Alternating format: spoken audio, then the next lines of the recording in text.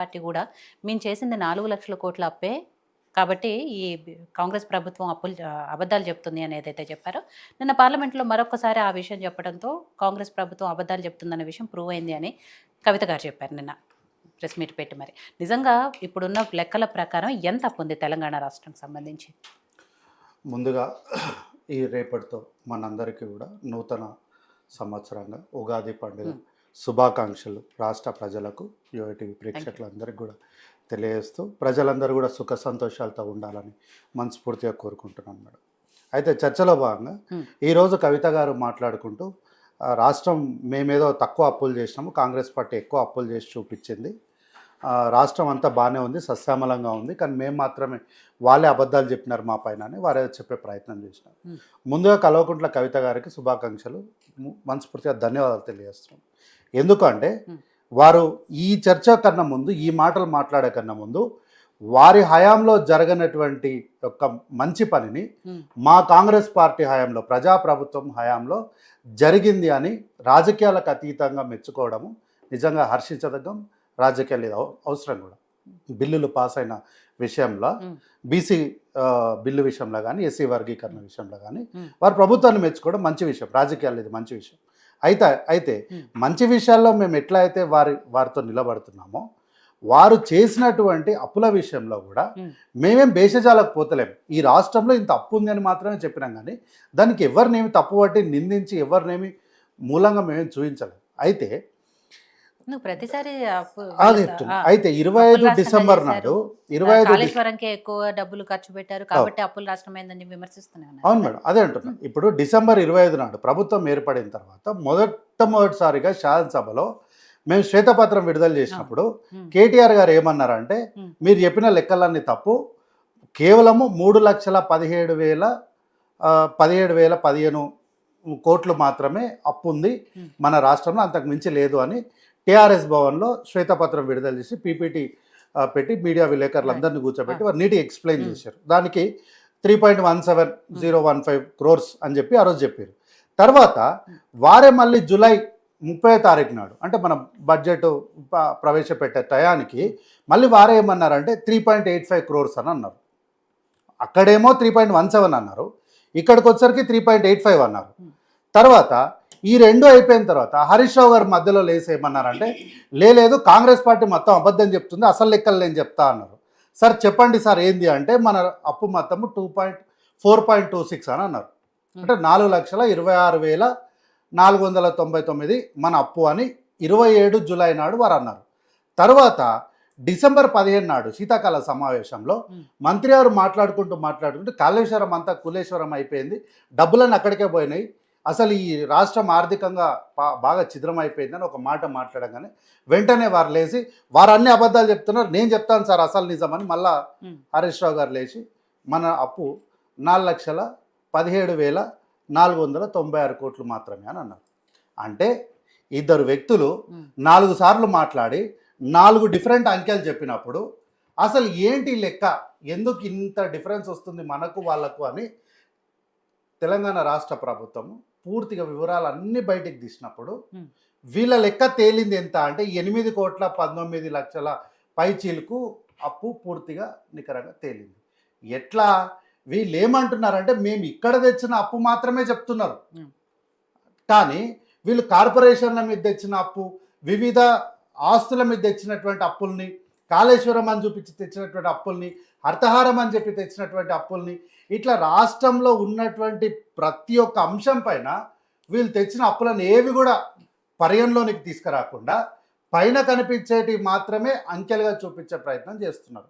మేమేమంటున్నామంటే, మీరు పైన చూపించే అంకెలు మీరు చెప్పిన అప్పు కరెక్టే, దాన్ని లోపలికి వెళ్ళిన తర్వాత అంటే లోతుకి వెళ్ళేసరికి వడ్డీలకు మీరు వడ్డీలు కట్టకపోగా, అప్పు తెచ్చిన అప్పుకు మీరు వడ్డీ కట్టకపోగా దానిపైన చక్రవడ్డీ వేయడం వల్ల, అట్లాగే కార్పొరేషన్ల పేరు మీద మీరు వివిధ అంశాలపైన తెచ్చినటువంటి అప్పులపైన, వీటన్నిటిపైన అంటే రూపాయి మీరు మిగిలి తెచ్చిన ప్రతి రూపాయి, అర్ధ రూపాయి అనా పైసతో సహా లెక్కేస్తే టోటల్గా తేలింది ఏంటంటే 8.19 crores మనకి రాష్ట్రం పైన అప్పు ఉంది.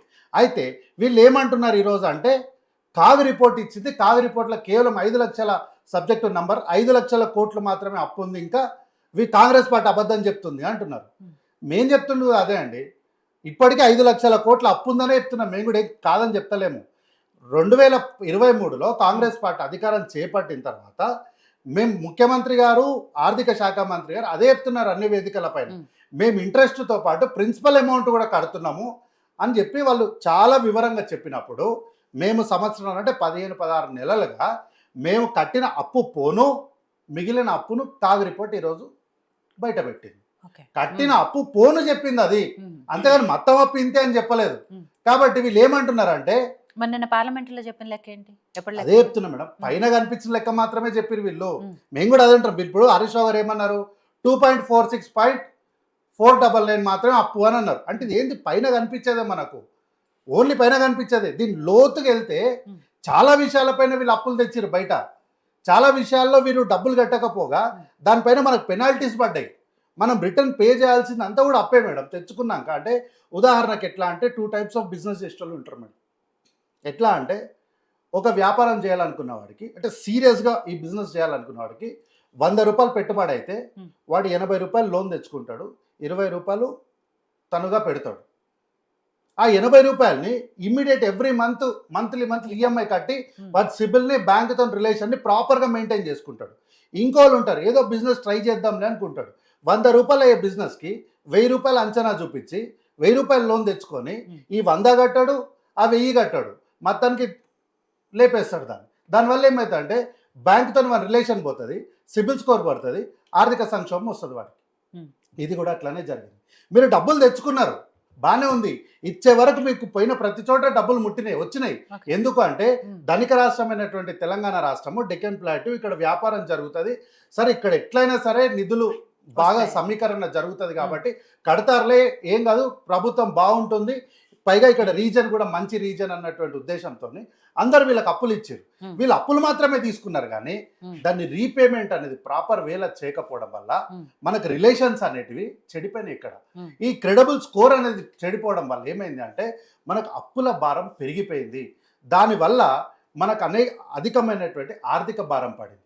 దానికి తోడు ఉద్యోగస్తులు ఎవరైతే ఉన్నారో ఉద్యోగస్తులు వాళ్ళు రిటైర్ అయిపోయినప్పుడు వారు అప్పుడే రిటైర్ చేసేసి వాళ్ళకి ఇవ్వాల్సిన బెనిఫిట్స్లో సరే 100 రూపీస్ ఇచ్చాకాడ 40 రూపీసో 45 రూపీసో ఇచ్చి మిగతాది 2వ దశ కింద ఇచ్చింటే ఈరోజు ఇంత ఇబ్బందులు ఉండేవి కాదు. కానీ ఆ రోజు ఆ 40 రూపాయలు ఇవ్వడానికి ఇబ్బంది పడి వాళ్ళని అనవసరంగా ఎక్స్టెండ్ చేయడం వల్ల ఈరోజు వాళ్ళు ఆ రోజు అయితే 4 రిటైర్ అయిపోయి వెళ్ళిపోయేవాళ్ళు. ఈ రోజుకి వచ్చేసరికి వాళ్ళు 20 మందే రిటైర్ అయ్యేటోళ్ళు. వాళ్ళకి బెనిఫిట్స్ ఇవ్వాలి కదా, మరి వారికి బెనిఫిట్స్ ఇవ్వకపోతే వాళ్ళు ఏమంటారు, మా బెనిఫిట్స్ మాకు ఇవ్వండి అంటారు కదా. కాబట్టి ఏంటంటే ఇట్లా వాళ్ళకు బెనిఫిట్స్ ఇవ్వక, కాళేశ్వరం కట్టినామని చెప్పి కాళేశ్వరం బిల్స్ ఇవ్వక, అట్లాగే సర్పంచ్లకు బిల్లులు ఇవ్వక, ఆఖరికి మేడం వీళ్ళు అవినీతి ఎట్లా ఉందంటే మేడం వీళ్ళు హరితహారం అని ఒక ప్రోగ్రామ్ చేశారు మేడం. ఆ హరితహారంలో కూడా స్కామ్ చేశారు. ఎట్లా అంటే ఈ హరితహారంలో చెట్టుకు మట్టి పెడతాం కదా మేడం, ఆ మట్టి పెట్టే కవర్ల మీద కూడా వీళ్ళు స్కామ్ చేశారు. ఆ కవర్ల మీద కూడా వీళ్ళు స్కామ్ చేసి దానిపైన కూడా అప్పులు తెచ్చి అవి కూడా కట్టకపోగా ఇవన్నీ వెరసి ఏమైనాయి అంటే ఇంత పెద్ద పెంట అయింది మనందరికి. కాబట్టి ఏంటంటే ప్రతి రూపాయి మనం కట్టాల్సిన ప్రతి అనా పైసతో లెక్కేస్తే తేలిన విషయం ఇంత. అయితే పార్లమెంట్లో ఏంటంటే వీళ్ళు ఇంత లోతుగా అధ్యయనం చేసి అది చెప్పలేదు, ఓన్లీ మీరు తెచ్చిన అప్పులు ఏంటనేది మాత్రమే చెప్పిండ్రు.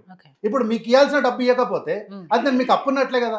సరే అది రిజర్వ్ బ్యాంకుతో తెకపోయిండొచ్చు, కానీ మీ దగ్గర అయితే తీసుకున్నట్టే కదా నేను అప్పుని.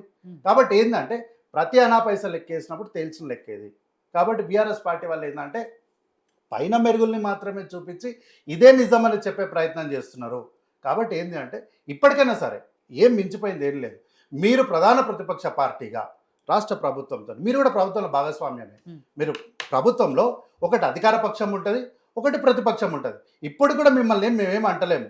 బాధ్యతగా మీరు సభకు వచ్చి ఇక్కడ డబ్బులు ఎందుకు తెచ్చిరో మీరు చెప్పండి, మాకు తెలియదు కదా, మీరే తెచ్చిరు కదా, మీ నాయకత్వంలోనే అధికారులు సంతకాలు పెట్టారు, మీరే మాటిచ్చి తీసుకొచ్చారు కదా, మాకు వాళ్ళు చెప్పిందంతా మేము నమ్మాల్సి వస్తుంది. మీరు సభలోకి వచ్చి మీరు విషయం చెప్పకపోవడం వల్ల అవతల వాళ్ళు చెప్పింది నిజమని మేము నమ్మాల్సిన పరిస్థితికి వచ్చేసింది ఇప్పుడు.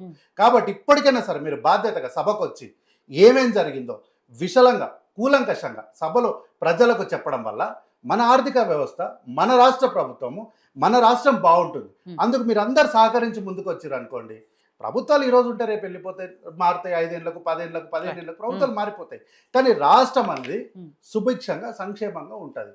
అయితే ఈరోజు మేము 15 నెలలకు మేము ఇంత అప్పు కట్టినాం కాబట్టి మా ఈ 5 సంవత్సరాలు అయిపోయే లోపు పూర్తిగా దాదాపుగా మ్యాక్సిమం అప్పులన్నీ కూడా తీర్చే ప్రయత్నం చేయడంతో పాటు రాష్ట్ర ప్రజలకు కూడా వాళ్ళు చేసిన అప్పులకు మిత్తులు కట్టడానికే మేము మళ్ళీ అప్పు చేయాల్సి వస్తుంది అని చెప్తున్నారు. మేడం, ఇప్పుడు అప్పులు ఎట్లా తీరుస్తారు? ఇప్పుడు రిజర్వ్ బ్యాంక్ నుంచి మొన్న రేవంత్ రెడ్డి గారు ముఖ్యమంత్రి గారు ఏమన్నా నేను చేబదులుగా తీసుకొచ్చినాను.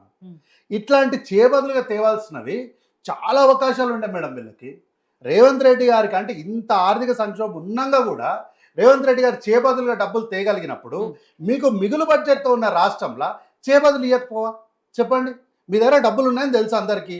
ఈ రోజు కాకపోయినా రేపైనా మనకు ఆ డబ్బులు వస్తాయన్నప్పుడు ₹1,00,000 అకౌంట్లో ఉన్నాయని తెలిసిన వాడు ఓ 10,000 ఇవ్వమని ఫోన్ చేస్తాం, మనం వడ్డీ అడుగుతాం దానికి, ఈ వెంటనే వేస్తాం కదా. అట్లా చేబదులుగా తేవడానికి అవకాశం ఉన్న చోట కూడా వీళ్ళు రూపాయి వడ్డీ అని వాడి చెప్తే రూపాయి ఎందుకు ₹10 తీసుకో అని చెప్పి ₹10 వడ్డీకి తెచ్చి ఆ వడ్డీ కూడా కట్టకపోగా వడ్డీకి చక్ర వడ్డీ పడ్డది.